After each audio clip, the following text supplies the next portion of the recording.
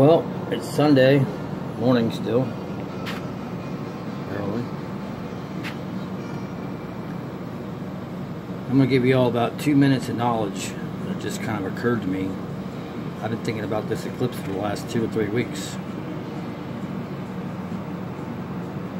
And it occurred to me this morning that this is in fact a promise from God. This eclipse. It's been a promise from God for at least the last 200, probably 300 years. And it's a promise because that's when mankind received the promise. Using mathematics, physics, man was able to understand God's language and know and realize that eclipse was going to occur on August the 21st, 2017. This is just like when NASA began transmitting messages to outer space in the hopes that someday someone will receive it. It's our promise to the rest of the universe that we're here and we come in peace. Now, just because no one has yet to receive it or transmit back to us doesn't mean it's not a promise.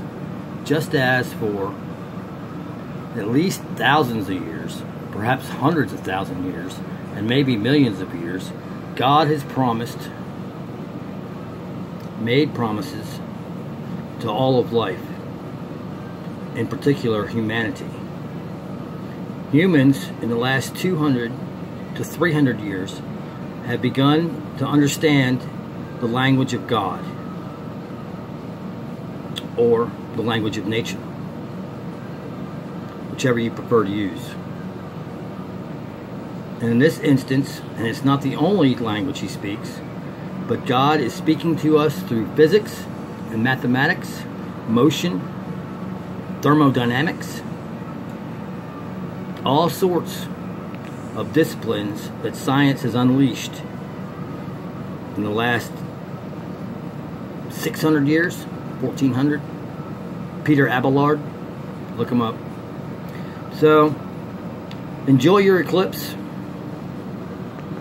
And yes, it is a promise. It's been a promise in the makings for millions and millions and billions and billions of years. We've just now reached a time in the history of the world where we can understand the language of God. It's not the only language. There's a moral language as well. And that comes to us through the Bible, Quran,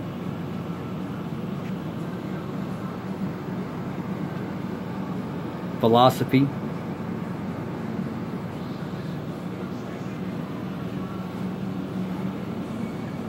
enjoy your Sunday. Enjoy your eclipse.